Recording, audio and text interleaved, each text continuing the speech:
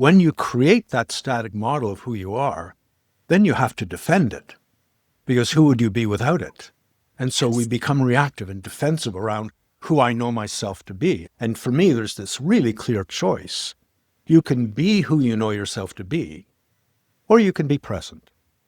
You can't have it both ways. And when I'm present, the world, my relationships, illuminate me. That's how I know who I am. And there's a risk in that. You don't know what you're going to be called to do. You may be called into action or service in some way that's scary or dangerous, or you may be called to love. And is there a greater risk than that? Because it will hurt at some point. There will be grief when you lose it.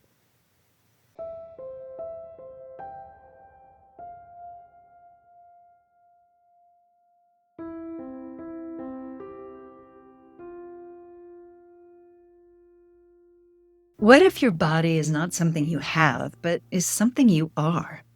Welcome to the Brilliant Body Podcast. I'm your host, Ali Mazet, somatic therapist and sexologist with a lifelong fascination for the challenges and opportunities that come with being the bodies that we are. Join me and other body masters as we explore the art, science, and brilliance of the body and debunk the mind-body split by expanding the meaning and experience of intelligence, which goes way beyond just thinking. So let's dive in.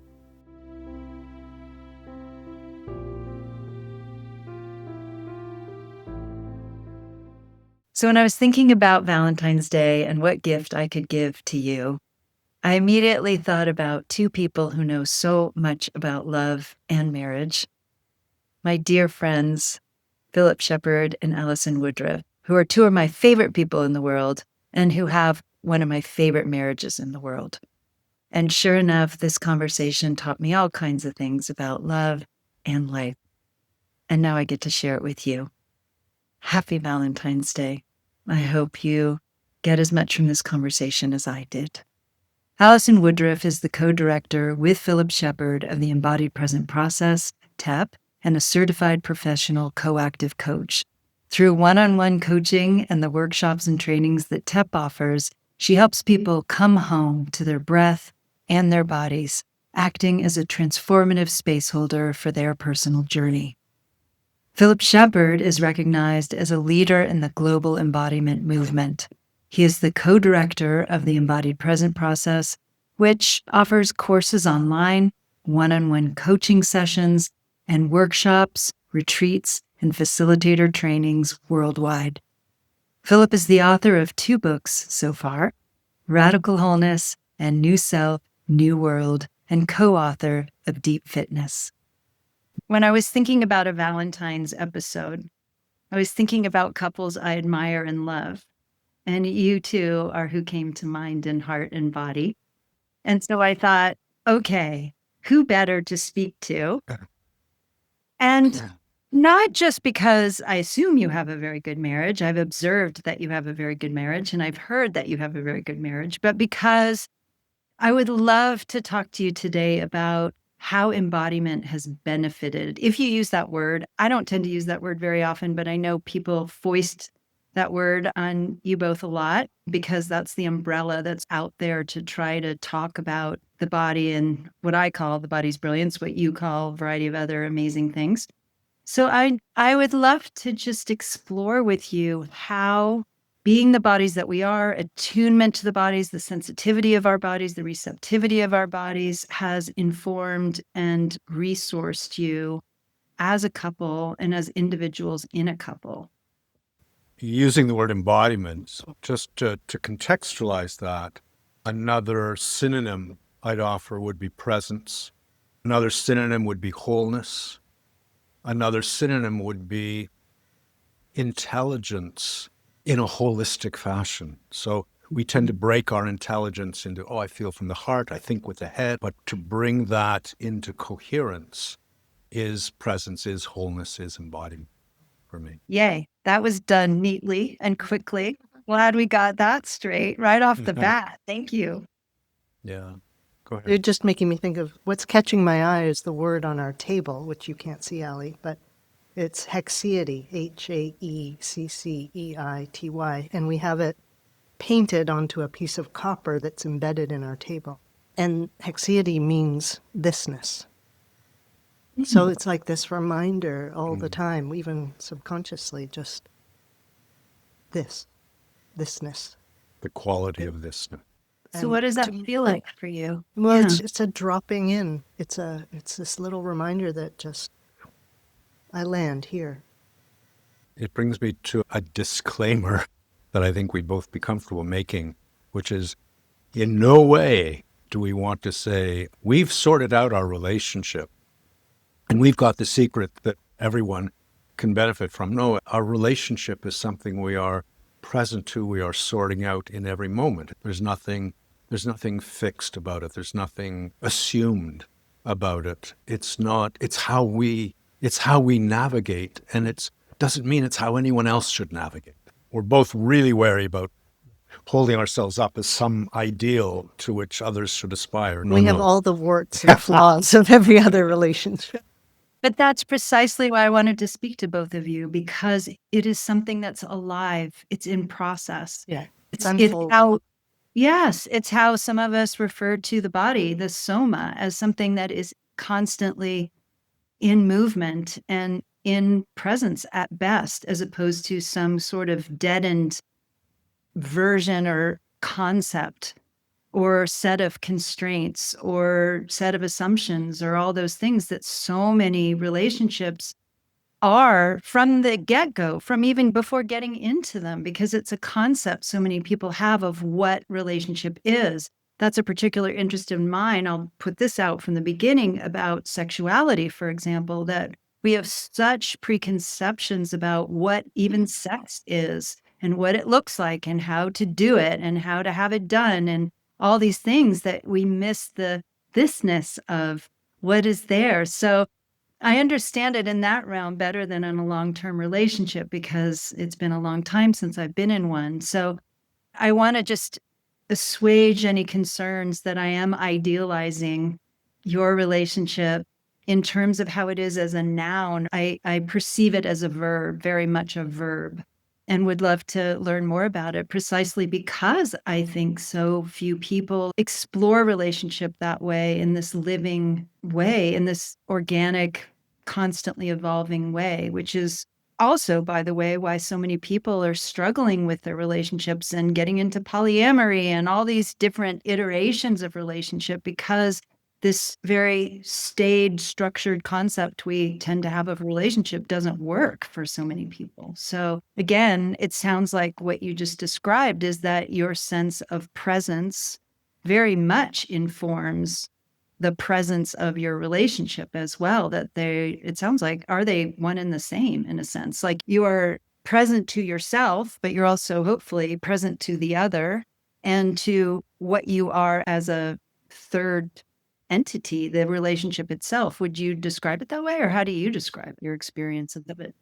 In many ways, I don't know how to disentangle us into separate beings. That sounds a little undesirable in some ways, but I think we've been together for so long and we've each explored so many different threads that have informed the relationship that we've woven this third entity, as you say. I also, to go back to presence and getting away from assumptions and embodiment, I'm very wary about the cultural encouragement to know thyself. Because what it can lead to is like a grocery list of who I am. And there's nothing I want to hold on to that objectifies who I am or turns it into a static entity. I discover who I am through relationship.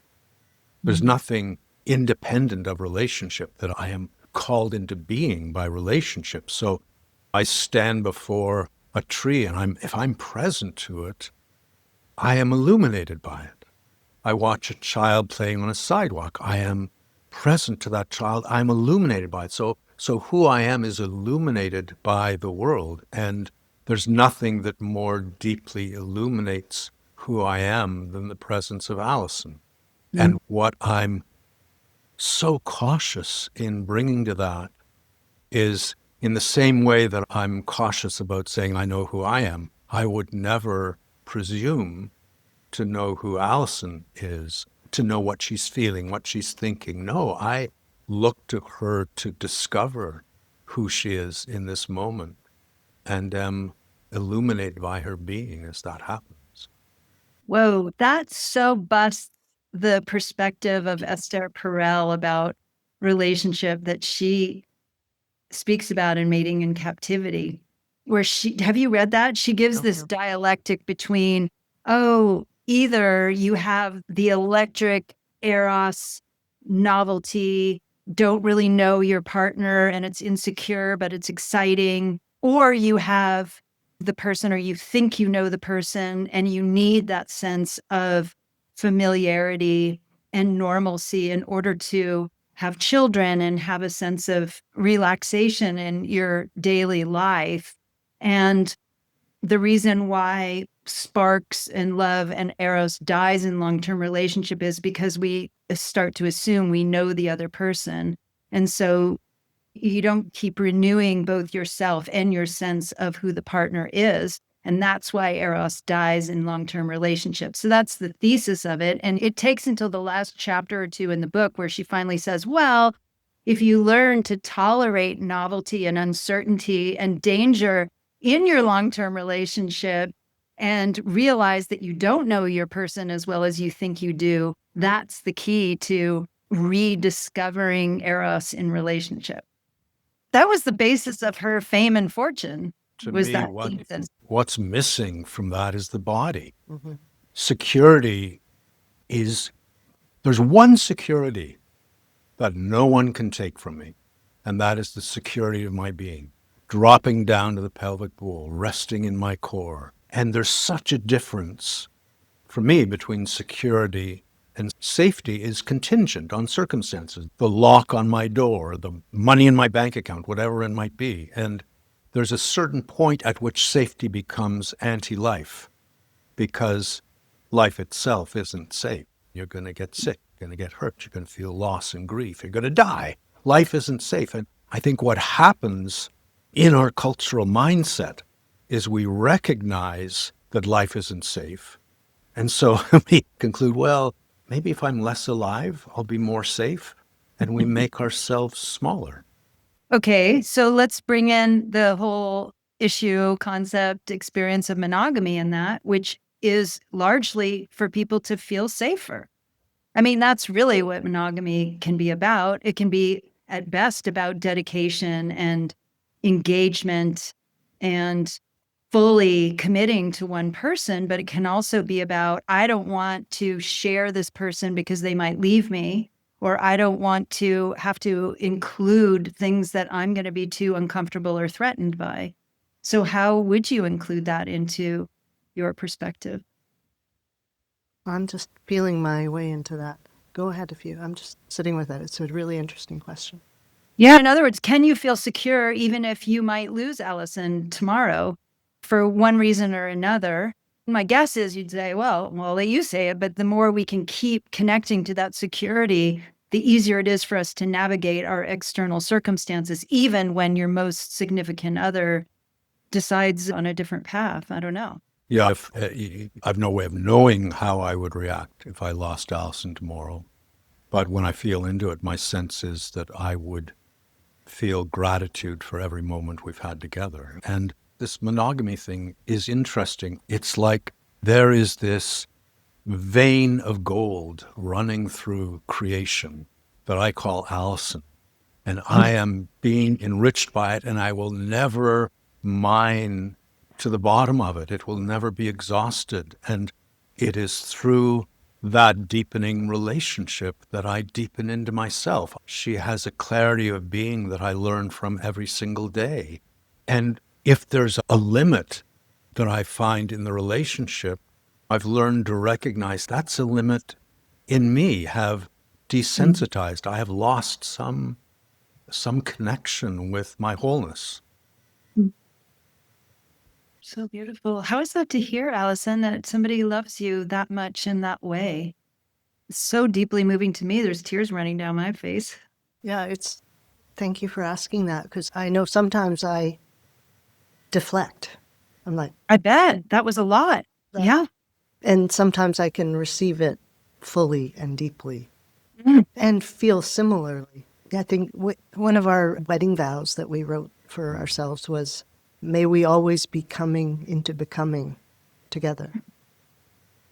And I feel like that unknowing, that's the seed of the unknowing. We don't know each other, but we also don't know ourselves in a fixed way. And so there's always room for us to explore and to test and to challenge and to drop into the wonder of it. I think we're so lucky that we were both maybe a little odd in our families, and we recognized in each other a difference. Like, I'm thinking of some of our little rituals we had in the early days. We'd go down to the beach and dig a hole in the sand and light a candle at night and make some wish. Whether it was about us or when I was pregnant with our first daughter, feeling into the qualities we might invite into her being. Sorry, Julia, we didn't do it with the second one. We couldn't leave Kate at home. Yeah. But I think our difference, I don't know, I feel like we met. Do you want me to? We met working on it. I do. I was going to ask you that, but monogamy is such an interesting topic. And then I'm also want to say to our audio listeners, we have 3 sets of moist eyes through this last several minutes of conversation. And I imagine many people listening will also be deeply moved by this, because whenever one is in the presence of love, of whatever love is, it's hard not to feel, for me anyway, I'll speak it, the feeling, it's almost grief in me, maybe because I have never shared what you're describing with somebody. So it's sweet and it's painful. And I perceived that when I was looking at your faces too, that it isn't just joyful, what you're describing. Like, it's almost too big to bear into one description. And I don't know if that's what I'm looking at or not, but it's what I'm feeling. Feels like a beautiful mirror to me. Does it? Yeah. Is there grief in that kind of love too? Or not grief, but what would you call it? Why does it bring tears to us? As if it's almost like sadness. There is a tenderness to it. Yeah. Everything is transient. I'm thinking of Yes. Zamimoto Kyo, who was the founder of Japanese No Theater, lost a son. Mm. And he wrote this little tiny poem. Because in the Japanese culture, there's the world of dew. Everything is transient. It comes and it goes. And he wrote, "The world of dew is just a world of dew. And yet." And that longing, that grief is nothing but an acknowledgement of love. You don't grieve what you haven't loved. And so there's always that celebration. There's a guy, one of my favorite authors, Russell Hoban, who wrote a book that had in it this line, "Isn't all art a celebration of loss?" A celebration of loss. And that, this will pass and this will pass. And it feels like there is that tinge of tender cherishing that is made possible in light of the knowledge that this will pass.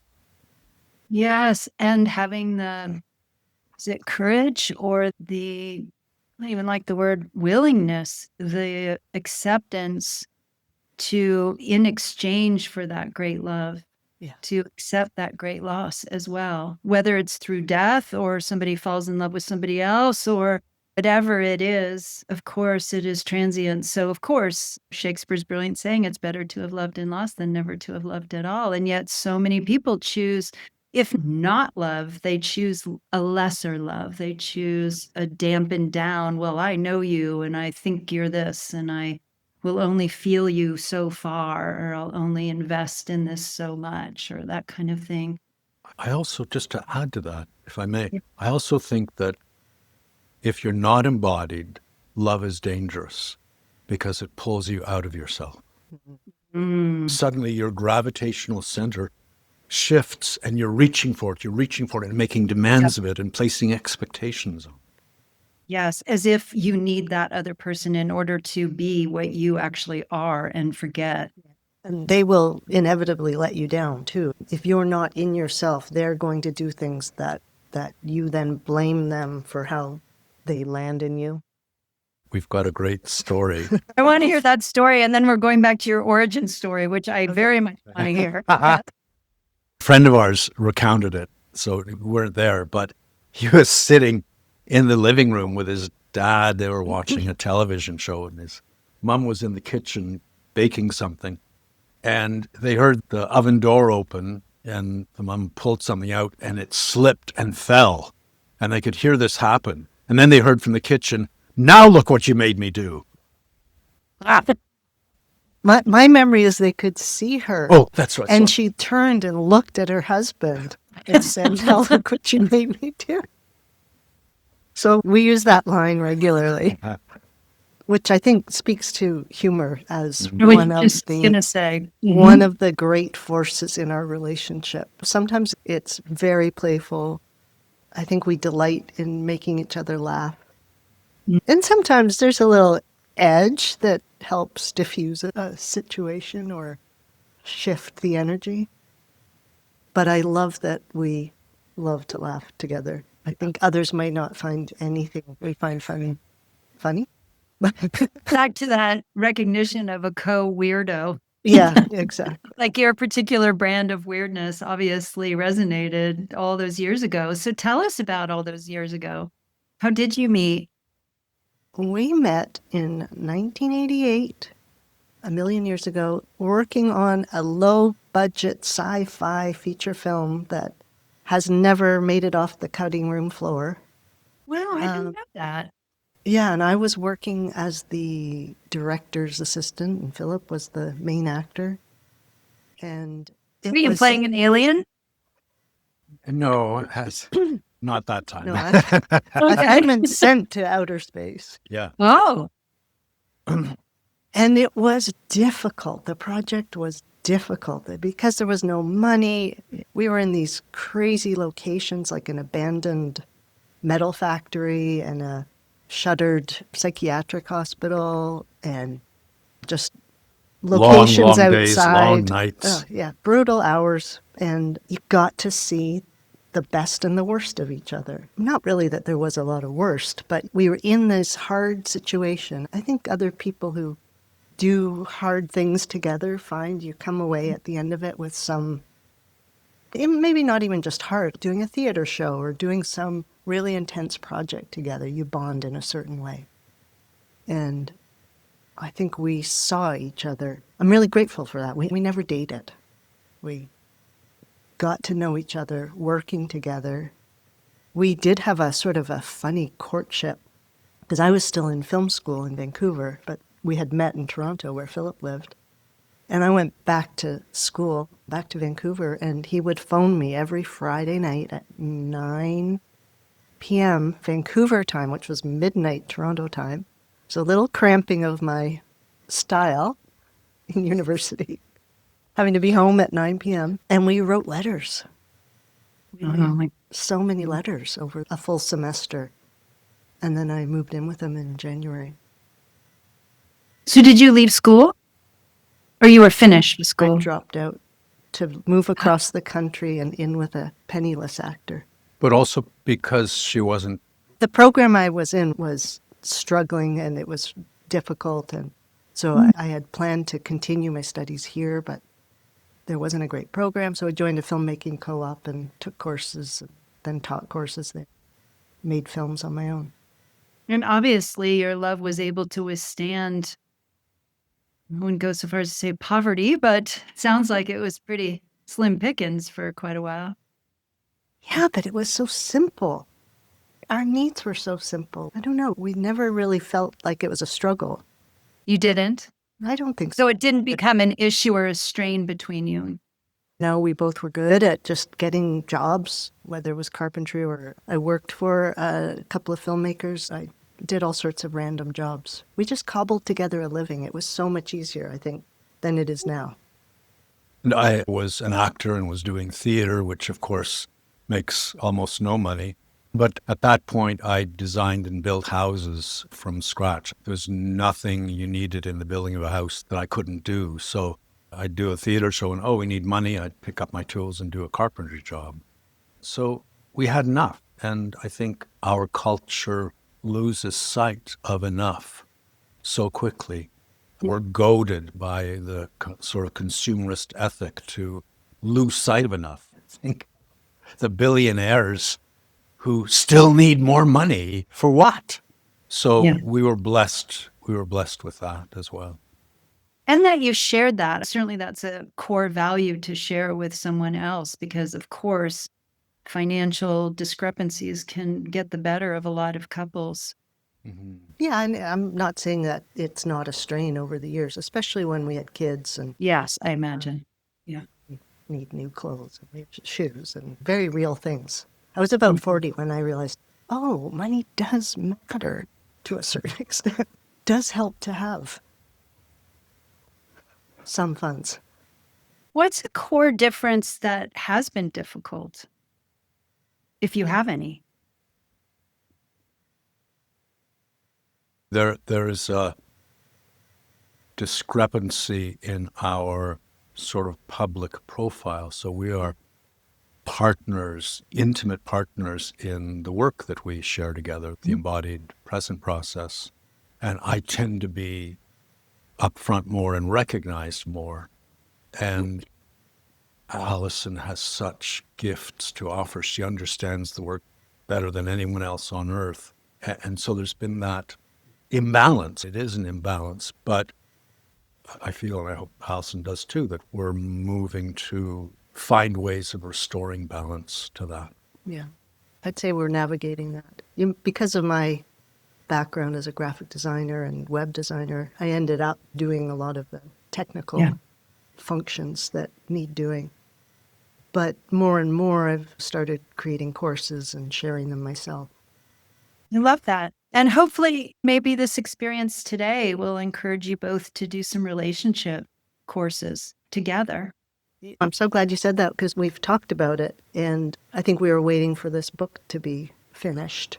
Yeah. And we talked about creating a workshop on relationship.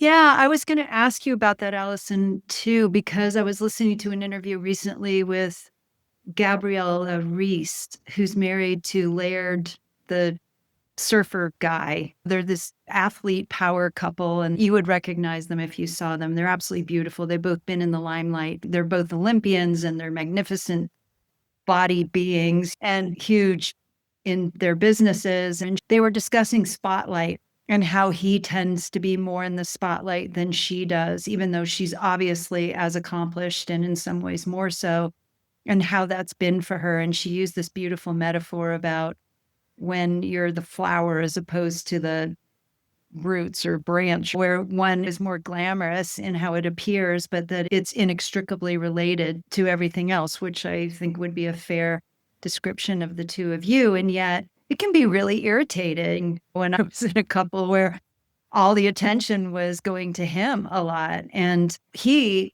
unlike I'm sure Philip is, or maybe not Philip, maybe you can run away train this, I don't know, but he loved having the attention on him. So he wasn't willing to include me in the credit for all that he was able to accomplish because all I was giving to that partnership.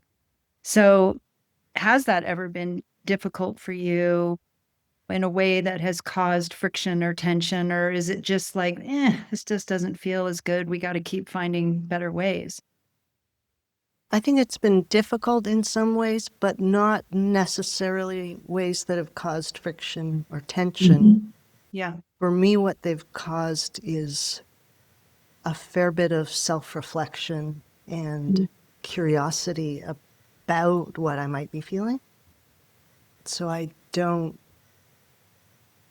blame is the word that comes up. I don't resent his comfort at being the flower. I love that image because if you didn't have all the roots underneath Yeah. that flower, it's like these tulips. It might look good for a few days, but Yeah. they're going to die Exactly. and fall over.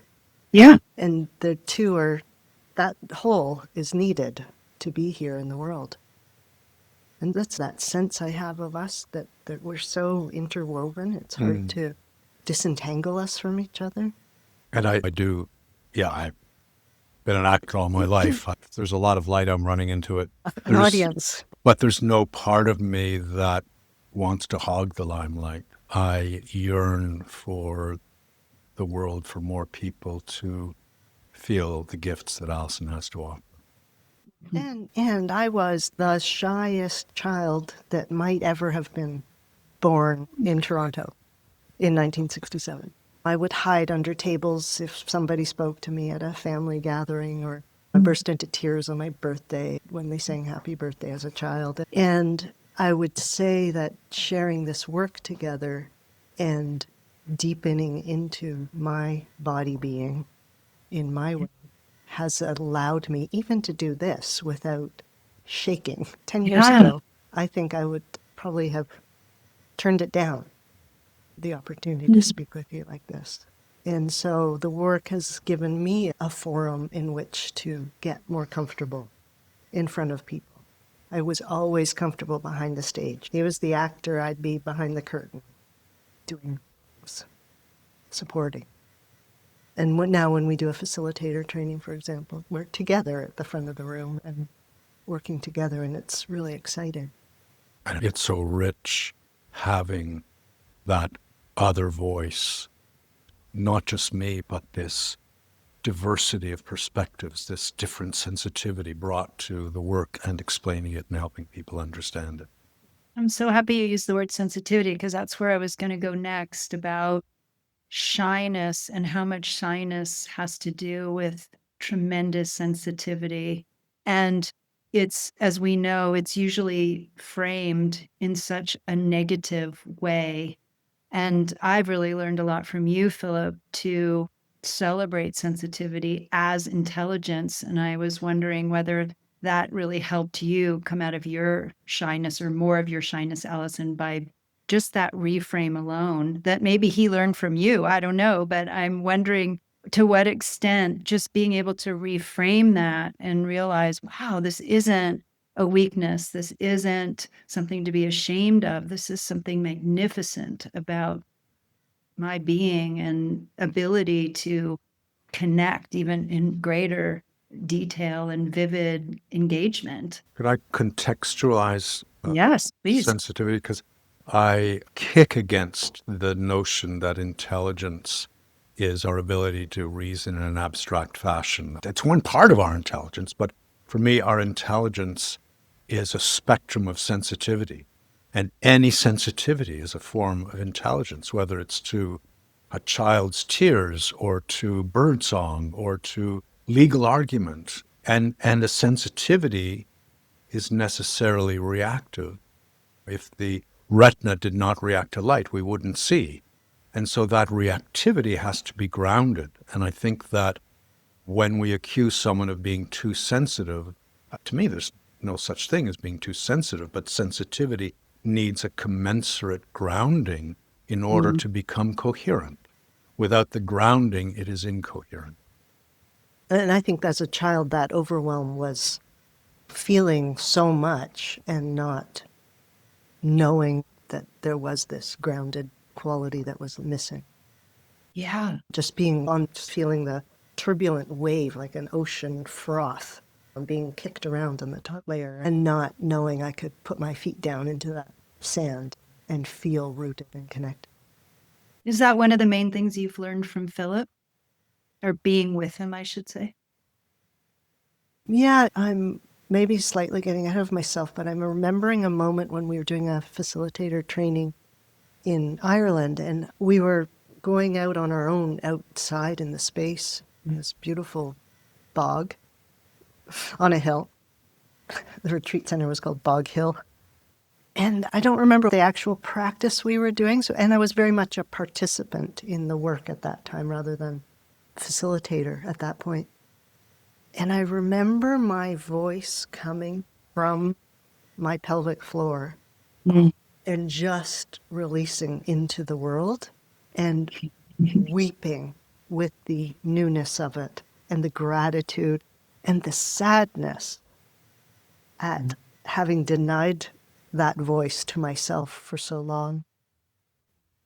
And that's one thing I'm just profoundly grateful to Philip for.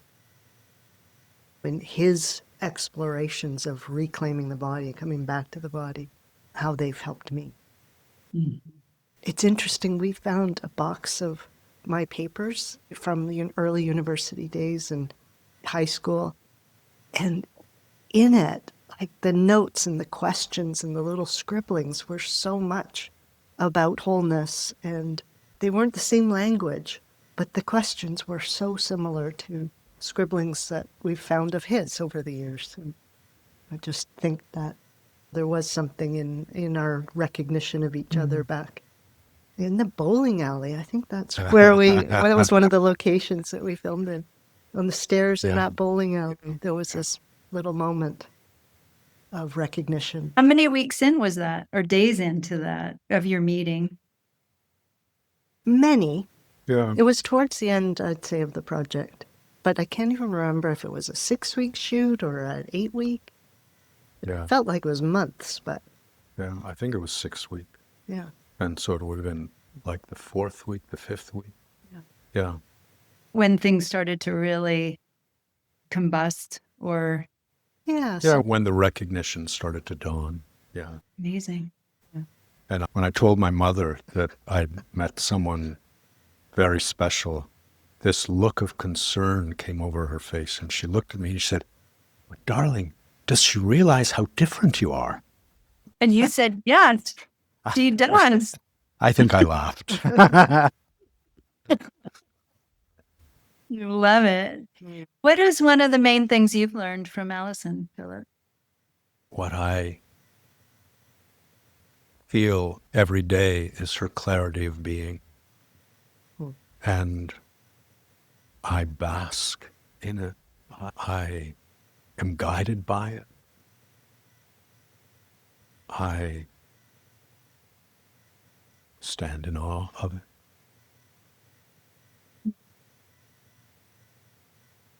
There's not a day that it doesn't surprise me in one way or another. What does that mean, clarity of being? What do you mean by that? Or do you have an example of that? There's a sense of being at rest in your truth, feeling it with a sensitivity that is wide open. And the Allison's so honest in understanding what she's feeling and why she's feeling it, honest with herself. And there are times when she says, so I've been a little whatever with you, I'm going through this. So she's navigating her truth with a grace that I see as a clarity of being. I think one of the strengths of our relationship is that we both, I'd say, have a tendency to respond instead of react. And so when something comes up between us, we each,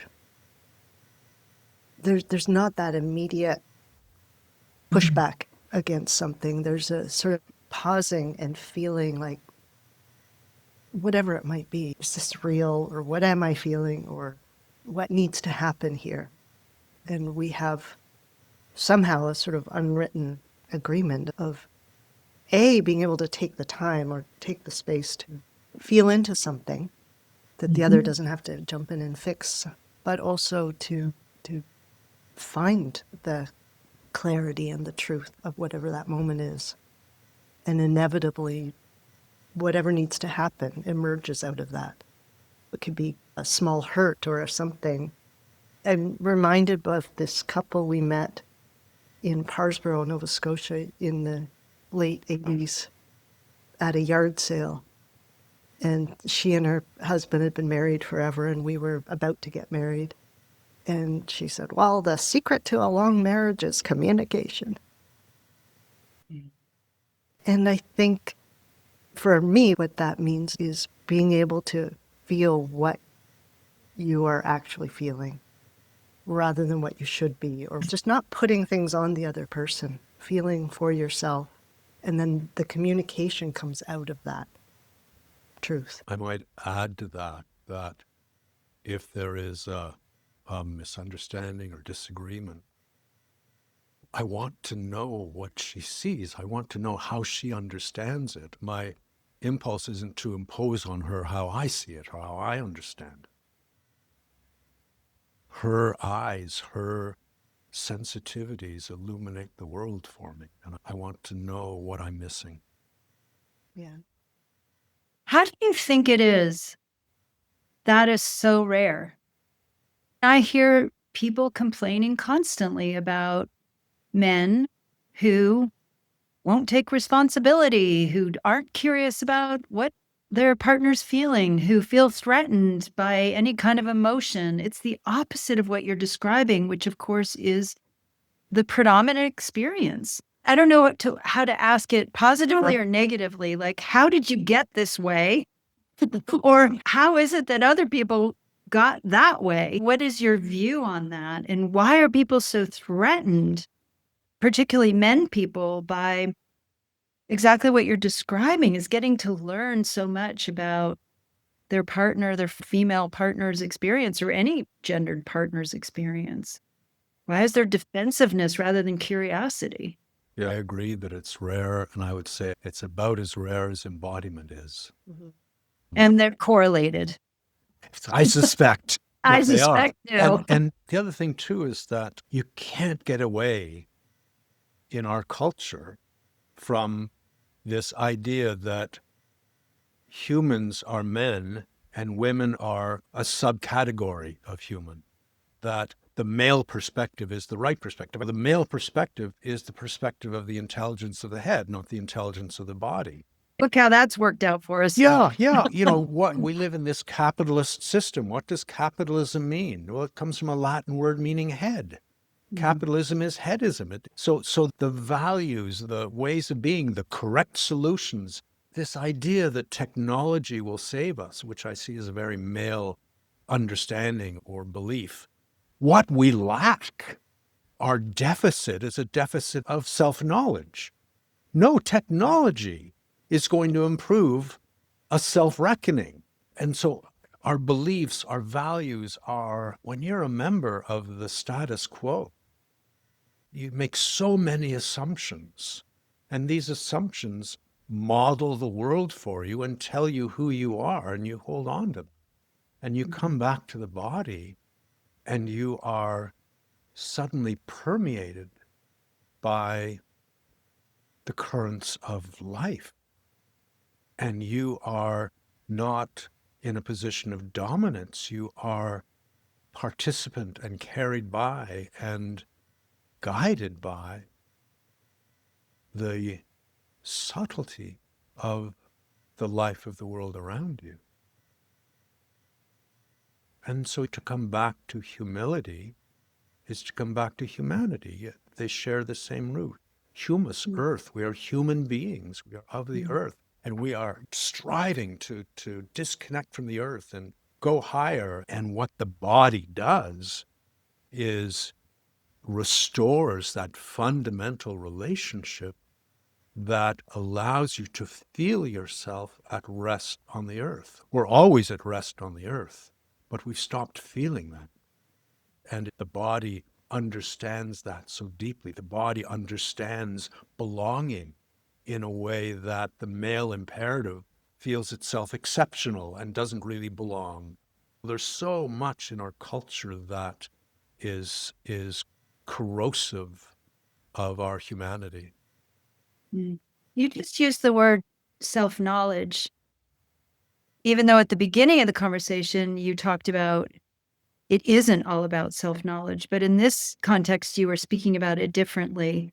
Can you just clarify what is whole self-knowledge as opposed to cognitive self-knowledge, or just shed more light on that? Because I could have misheard either context, but they seemed contrary.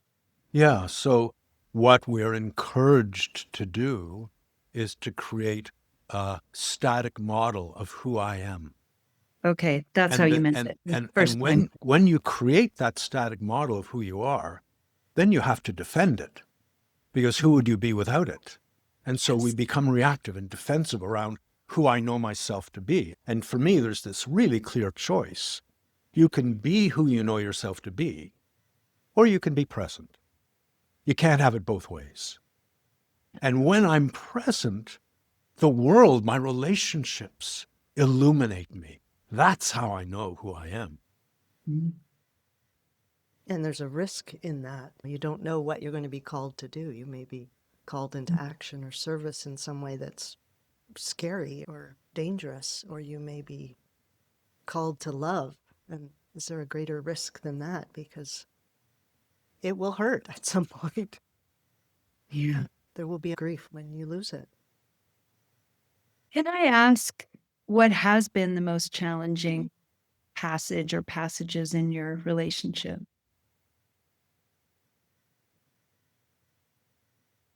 I'm even curious if you're going to pick the same one or whether Yeah, they would be I'm- entirely different. I look back and I know there were challenges, but the challenges were gifts in a way that deepened our mutual understanding. So nothing comes to mind, but lots would come to mind for you. something came to mind for me, but just the time in which one of our kids went into what I called the dark forest at 14 or so. It was really hard. And while I think we were aligned more or less on how to keep loving her and how to navigate this time, it was so fucking hard. There were moments when I felt a little bit like I was the bad cop and you were the good cop. And I'd just be tougher on her. Like some little voice in me would want, which I know in retrospect, and I think I knew at the time, wasn't what was needed. And that does come up for me as this tough time. Like, even though basically we were aligned, I just had this, I don't know, I felt like the bad cop. We could not see our way out. Yeah. And for me, the most important thing was to make sure that our daughter knew that we loved her. Yeah. That was the one thing Well, we came were back to. fully aligned on that. Yeah, yeah. Always telling her we loved her, even if we got a grumble back or a nothing back. So parenting. Yeah, I guess parenting, because parenting brings up the sort of cultural stereotypes and roles. And there were challenges, I'd say. If I'd go out for a night, I'd come home and the place would be like a bomb. And they've had a great time. But and this is me holding on to the stereotype of what parenting looks like. Or I'd be like, can you play it and wash the dishes? They're not incompatible necessarily. So there were moments of conflict, I'd say, around that. Yeah, and parenting deepened what we share in so many ways. So I don't see it as a challenge that threatened the relationship in any way. I remember you telling this young woman we did something in theater with, I can't even remember the context, but you threw out this line that, having kids will reveal any unresolved issues in your relationship. And about a year later, we got this very frantic phone call from her saying, I'm pregnant and I'm really worried about my relationship with the person, her partner. And we helped her out however we could. And then a few months later, after the baby was born, she called back and she said, you are so right. I think we're going to break up. There were these issues that they hadn't worked through, and they didn't know how to get through them. And kids also, they know how to push your buttons. Any unresolved issues you have personally, they're gonna activate. So it's a huge, it can be a huge gift to face that and come to terms with it and grow through it. But that's a big challenge of our culture, like preparing us to be able to even recognize that there's something you need to face rather than just reacting to it. So clearly both of you view being alive, and certainly in your relationship, is a growth adventure and a growth process. That's a huge core value you both share. And that you are ultimately, I say this carefully, what people call self-referential, but your view of the self is so inclusive. It doesn't mean what people tend to think of it as meaning is this closed system. And yet at the same time, the epicenter is still within this particular body and keeps coming back to that epicenter rather than projectile vomiting towards the other person or becoming other referential, usually in the most negative sense, or in infatuation or codependence in a ultimately fraught sense. Yeah. That rings Anything? true to me. Yeah, totally Yeah. rings true to me. Yeah. And just, I can remember throughout the relationship times when you've come to me saying, there's this workshop I remember the Buto workshop very clearly, and that you wanted to do, and you felt it would help support your acting. And it was expensive, and we didn't have a lot of money, and we came to understand this is important to you, so we'll find a way. And I think there are instances like that throughout our relationship where we were each really drawn to something, and we supported each other in going out and finding what that was, not knowing where it would lead. And I think that freedom And that respect. and that security of being, that if I let you go do this thing and you let me go do this thing, whatever happens is going to be okay. So you haven't gone through periods of jealousy or fear, feeling threatened in that regard by the other person being out in the world and potentially exposed to all kinds of other opportunities, would you say? We're both fully human, but I would say moments rather than periods. Yeah. Moment and, oh, isn't that interesting? Mhm. I used to get really frustrated and jealous of Philip when he'd go play tennis near where we live when the kids were younger, because it would be a few hours. It wouldn't necessarily be a 45-minute going for a jog kind of thing. And then I realized, oh, I could be jealous, or I could just go play too. I love it. So the jealousy wasn't about a hottie on the other side of the net. Gets to Instead, go you do just that, yeah. love it. Yeah. Love it. I'm really grateful we both enjoy doing a lot of things together. We're so lucky that way. We don't do it often, but downhill skiing, which is my happy sport, or tennis, that we can go out there and whack a ball at each other. And I feel like it's probably really healthy to be able to hit a ball at each other as hard as you possibly can and laugh and run around together. And I think that I'm really grateful that we have that ability and passion for being physical in that way together. We enjoy the same movies and have almost identical responses to the quality of acting. Oh, he's a volunteer, we might say. And our big date of the week is going to the gym twice a week and doing a workout together. And it's such a mundane thing, but it's so important to both of us. We're just absolutely aligned in that. Yeah. And speaking of passion, I'd be remiss if I don't ask. I would love to know how embodiment and that sense of presence and that experience of presence has benefited your intimate relationship as well, your sensual, sexual relationship, to whatever extent you feel like talking about it. There is a quality of embodiment that is animalistic. We are brought back to our animal beings, and to allow that to live within this, for me, luminous context of love, Mm. and to allow it to be spontaneous and unfold as it does, would not be possible without embodiment. You're reminding me of, even from early days, I think we've always had a playful kind of wrestling physicality to our intimacy. Some just occasionally, I remember being in the doorway of our original little shack that we lived in, wrestling, just this little moment. And I think the delight we might find in each other comes from being able to feel fully ourselves in order to fully feel the other person. What a beautiful place to rest just on that.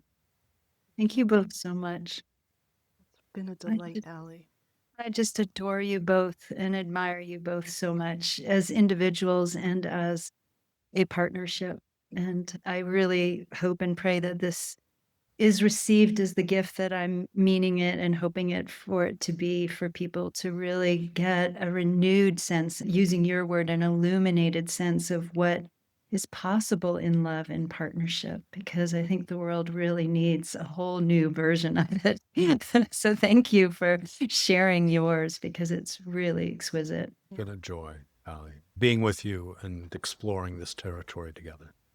Yeah, it helps me feel the unique flower that our relationship is, and there's a whole meadow of other flowers out there, other examples of love and marriage.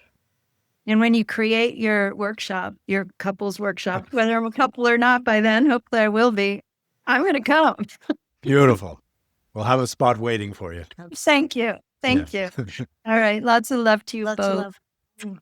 Bye. Bye. I don't want to leave. I know. Let's not. Just stop the recording and keep blabbing if you have time. Thank you so much for listening to the Brilliant Body Podcast. To continue exploring your body's brilliance, you can visit the show notes for resources and free events. Also, if you'd like to learn more about working with me, just go to ALIMEZEY.com. And just one more thing.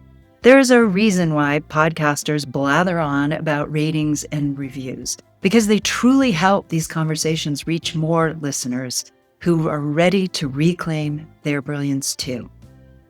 And it's so easy. You just go to the main page of the show, scroll down and look for those 5 stars and click. And please follow us if you haven't already. And even better, write a review. I would so appreciate it. Until then, as always, and more so than ever, keep reclaiming your brilliant body.